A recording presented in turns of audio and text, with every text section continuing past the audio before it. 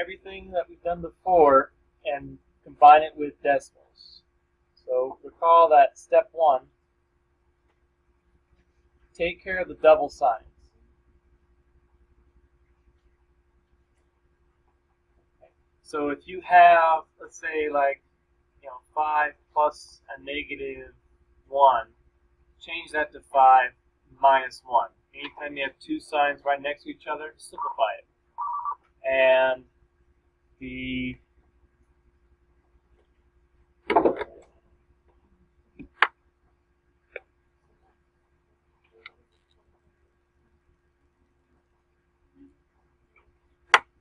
and if you have a double negative or double positive,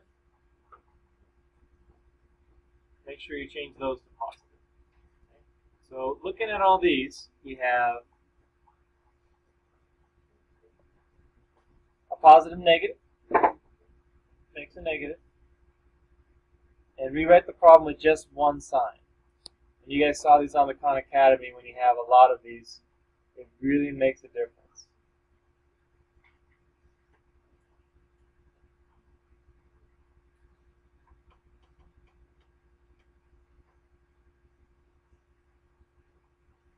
Alright?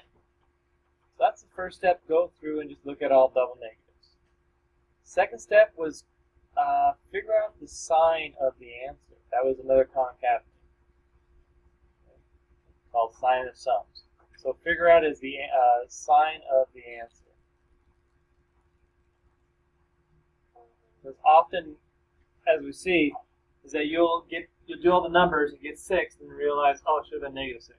So you do all the arithmetic pretty much correct, but forget, oh, it should have been negative, which will make you start all over because of that. So we can't dismiss that or forget about it. So it's helpful to do it first. Before you do all the numbers, figure out, well, should the answer be positive or negative?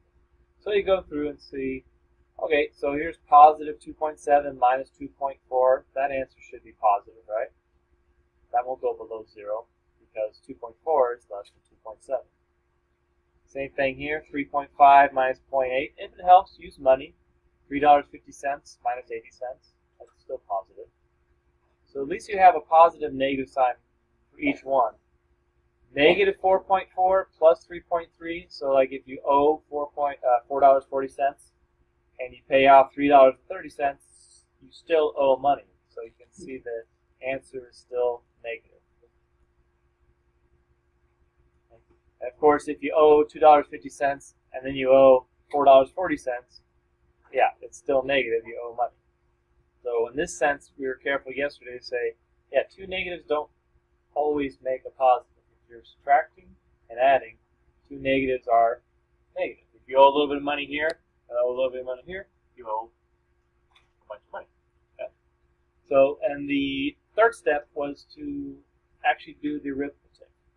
So if you have different signs, you actually have to go through and subtract, meaning the signs of your two numbers. So one's a positive, one's a negative. That means you actually have to subtract the numbers.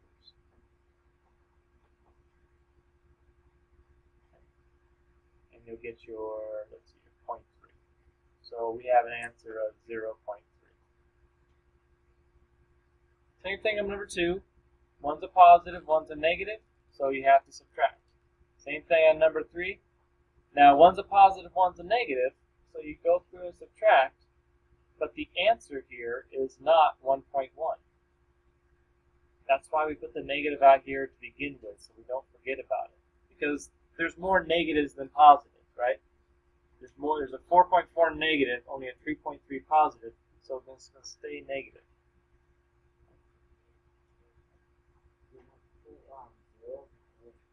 Yes. Yep. Now, when you get to number 4, remember this is like if you owe $2.50, you know $4.40.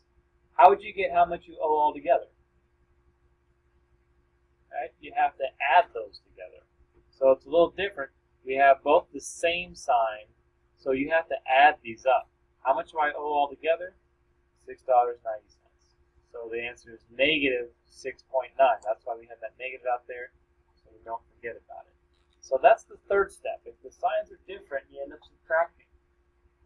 If the signs are the same, you end up adding. That's very important. You might want to jot that down.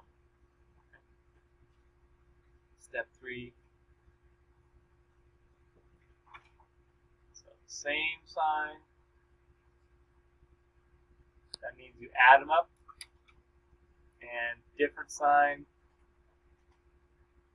means you subtract.